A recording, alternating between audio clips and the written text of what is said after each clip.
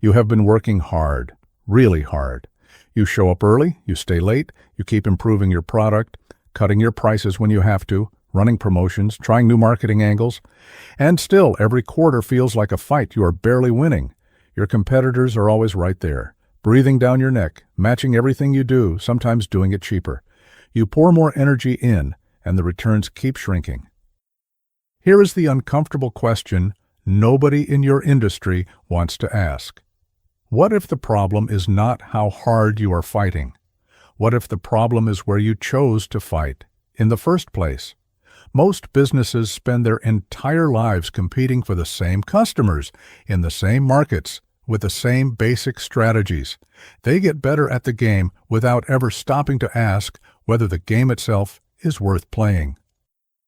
And the result is always the same: more effort, thinner margins, and the constant feeling that you are one bad quarter away from losing ground you can never get back. But there is a different way to think about this, and two researchers spent over a decade studying more than 150 companies across 30 industries to prove it. The book is Blue Ocean Strategy, written by W. Kim and Renée Mauborgne, both professors at INSEAD, one of the most respected business schools in the world. Their research covered over 100 years of business history, and what they found turned conventional business thinking completely upside down. The central idea of this book can be stated in one sentence: the most successful companies in modern history did not beat the competition. They made the competition irrelevant by creating markets where no one else was playing. Think about that for a second. They did not win the war. They left the battlefield. And here is what makes this book worth your full attention. Kim and Mauborgne developed a set of practical tools, simple enough to sketch on a piece of paper, that any business, big or small, can use to identify open space in any market and move toward it with a clear strategy. One of those tools, which we will get to in a few minutes, was used by a struggling Canadian circus company in the 1980s to completely reinvent an industry that everyone thought was dying. And it worked so well that the company became one of the most profitable entertainment brands in the world for decades.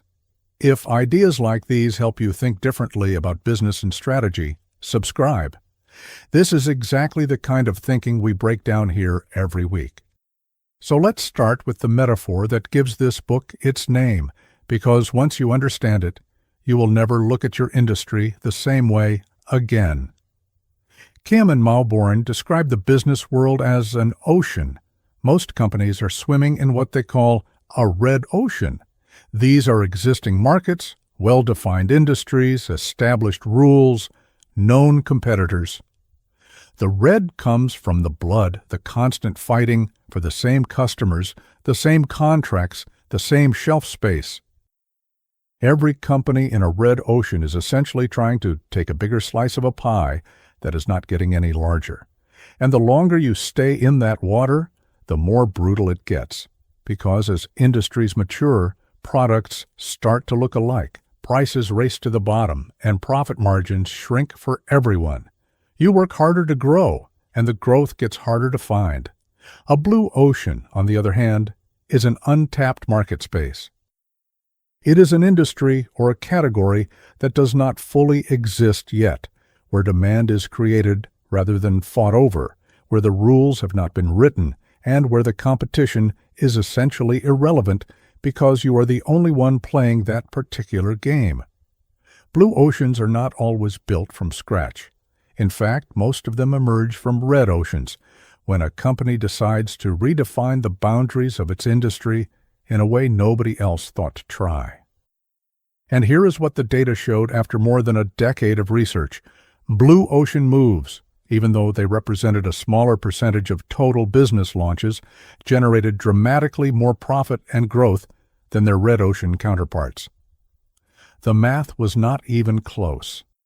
Now, before you think this is just a theory for billion-dollar corporations with massive research budgets, let me stop you right there, because this is one of the most common misconceptions people bring to this book, and it is worth addressing directly. Blue Ocean strategy is not about being a tech startup. It is not about inventing something that has never existed. It is not about disrupting an industry with some revolutionary algorithm. The Cirque du Soleil did not invent new technology. They reinvented the circus. They looked at a dying industry, asked which elements were actually creating value for audiences and which ones were just expensive traditions nobody cared about anymore. And they rebuilt the experience from the ground up with a completely different logic. No animals, no star performers commanding enormous salaries. Instead, a theatrical, artistic, adult-oriented show that borrowed from Broadway and ballet and charged ticket prices the old circus could never dream of. They did not compete with Ringling Brothers. They created something so different that comparison became almost meaningless. That is the first insight this book wants you to absorb, and it is more radical than it sounds. Stop trying to beat the competition. Not because competition does not matter, but because when you organize your entire strategy around beating a competitor, you end up defining your success in their terms. You improve what they improve. You match what they offer. You fight over the same customers they are fighting over, and you become, by definition, a slightly better version of something that already exists. Kim and Mauborgne argue, backed by data, that this is structurally limited. The companies that changed industries did not ask, how do we beat the leader? They asked, what would this market look like if we designed it from the customer's perspective, without inheriting all the assumptions everyone else has been carrying for decades? That shift in thinking changes everything, and it leads directly to the second insight, which is about a tool so simple and so powerful that once you see it applied, you will want to draw it for your own business immediately. It is called the Strategy Canvas, and it is the visual heart of the entire Blue Ocean framework. Here's how it works. You draw a horizontal axis with all the factors your industry currently competes on, things like price, service speed, product variety, customer support, brand prestige, convenience, whatever the key battlegrounds are in your market. Then you draw a value curve, a line that shows how your company and your main competitors perform across each of those factors, high or low. What you almost always discover when you do this exercise honestly is something uncomfortable.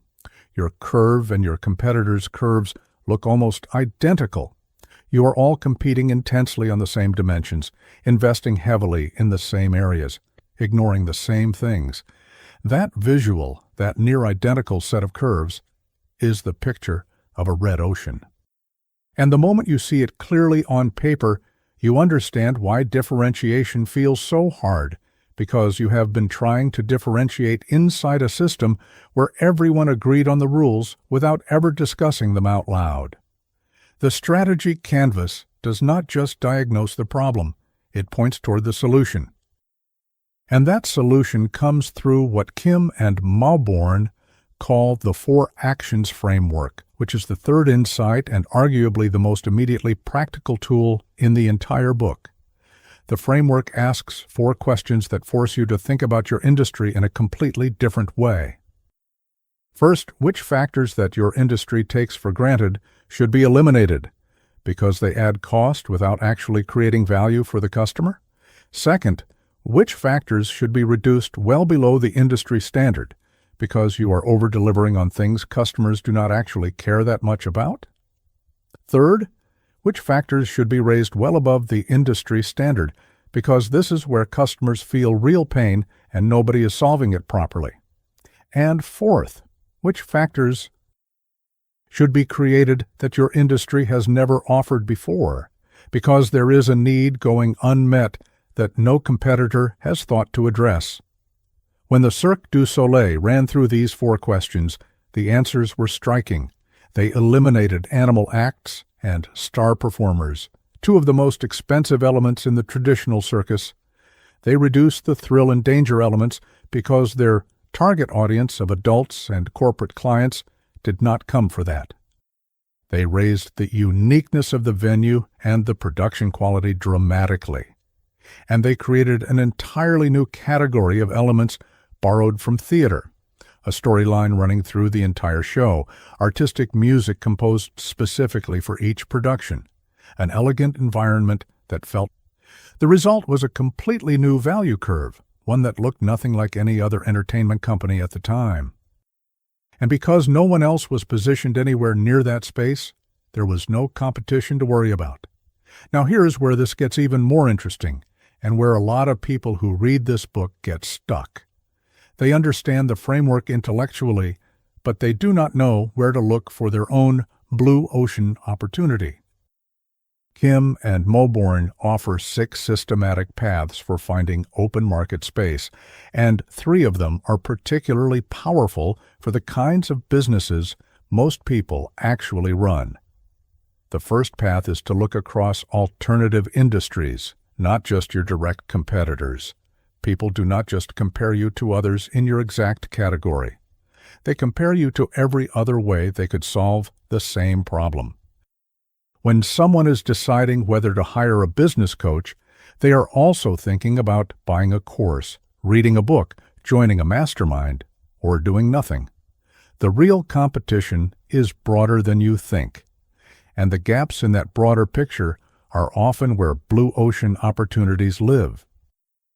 The second path is to look across the chain of buyers, because in most industries, the person who pays for something is not always the person who uses it, and the person who uses it is not always the person who influences the decision.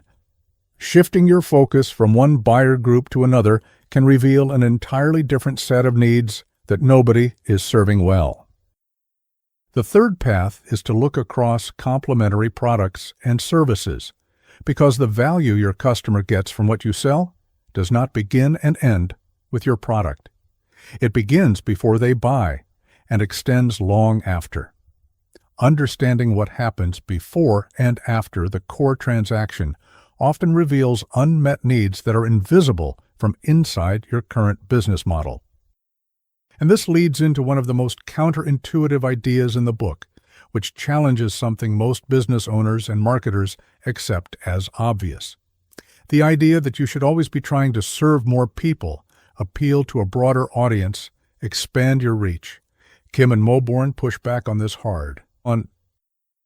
They argue that in a red ocean, companies spend enormous energy trying to retain existing customers and steal customers from competitors, when the bigger opportunity often lies in non-customers, the people who are currently not buying from anyone in your industry and who have a reason for that.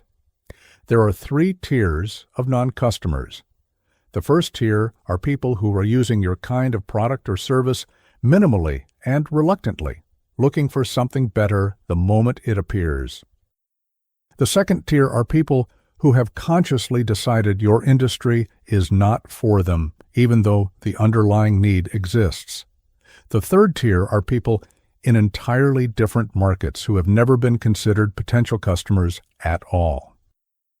When you study these groups with genuine curiosity, asking why they are not buying instead of assuming you already know, you often find insight that no amount of competitive analysis could give you, because your competitors are all looking at the same existing customers and ignoring the same invisible ones. There is one idea in this book that sits deeper than all the frameworks, deeper than the strategy canvas, deeper than the 4 actions, deeper than the 6 paths. It is the idea that most businesses never question, because it feels like a law of nature, and once you hear it named clearly, you will start seeing it everywhere, in every industry, in every business decision, in every strategy meeting you have ever sat through. Kim and Mauborgne call it the value-cost trade-off, and they argue that the entire logic of conventional competition is built on top of it. Here is how the trade-off works in practice. Every business school, every consultant, every strategic framework you have ever encountered starts from the same assumption. You can either create more value for your customers or you can reduce your costs. But you cannot do both at the same time, because more value requires more investment, better materials, more service, more features, and all of that costs money. or you cut costs, which means you trim the experience, reduce the quality, offer less, and compete purely on price. The whole game of red ocean strategy is essentially about choosing which side of that trade-off you are going to live on. Are you the premium option or the affordable one? Are you the luxury brand or the budget brand? Pick a lane and defend it. That is the conventional wisdom. Blue ocean strategy says that this trade-off is not a law. It is a choice, and it is a choice that most companies make unconsciously by simply inheriting the logic of their industry without questioning it. The companies that create blue oceans break this trade-off entirely. They find a way to deliver dramatically more value to customers while simultaneously lowering their cost structure, and they do it not through some financial miracle, but by eliminating and reducing the things customers never really valued in the first place, which frees up resources to invest heavily in the things customers care about most. The Cirque du Soleil did not offer more of everything. They offered dramatically less of some things and dramatically more of others, and the combination created something that felt more valuable than anything else on the market while costing less to produce than a traditional circus at its scale. Think about what that means for your own business right now. If you have been telling yourself that you cannot afford to improve the customer experience because margins are already tight, or that you cannot lower prices because quality would suffer, this book is asking you to look more carefully at where your costs are actually going. Are you spending money on things your customers genuinely value? Or are you spending money on things your industry has always spent money on because that is just what everyone does? Those are two very different things. And the gap between them is exactly where blue ocean thinking lives. This is also why the book remains as relevant in 2026 as it was when it was first published in 2005. If anything, the argument has become more urgent. Artificial intelligence is compressing competition at a speed that would have been unimaginable 20 years ago. Industries that used to take a decade to commoditize are now getting disrupted in 2 or 3 years. The red oceans are forming faster, and they are getting bloodier faster. The companies that are going to survive the next decade are not going to be the ones that get slightly better at competing on existing terms. They are going to be the ones that have the strategic clarity and the creative courage to look at their market honestly, draw their value curve, ask the 4 questions, study the people who are not buying, and find the space where the competition has not thought to go yet. That is not a luxury for big corporations with strategy departments. That is the most important skill a business owner, a founder, a team leader, or an entrepreneur can develop right now. And that is the real gift of this book.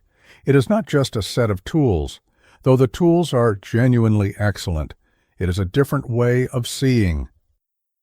Once you read it, you stop looking at your competitors and start looking at your customers, your non-customers, your industry's unquestioned assumptions, and the white space that exists just beyond the edge of the battlefield. You stop asking, how do we win this fight? And start asking, why are we fighting here at all? That is a fundamentally different question, and it leads to fundamentally different answers. If this conversation sparked something for you, the full book is worth your time. Kim and Mauborgne go deep into the case studies, walk through the framework step by step, and give you the exercises you need to actually apply this thinking to your own business. A summary can carry the ideas, but the book puts the tools in your hands. The link to grab your own copy is in the comments below, and this one genuinely belongs on your shelf, not just in your reading list. Here is the thought to carry with you after this video ends. The company that spends all its energy trying to beat the competition has already decided, without realizing it, to let the competition define what is possible. The moment you stop looking sideways at your rivals and start looking forward at the open water, everything changes. Not because the work gets easier, but because for the first time, You are building something nobody else is building, in a space nobody else has claimed, for customers who have been waiting for exactly what you have to offer. That is not a strategy for the lucky few. That is a choice available to anyone willing to ask a better question.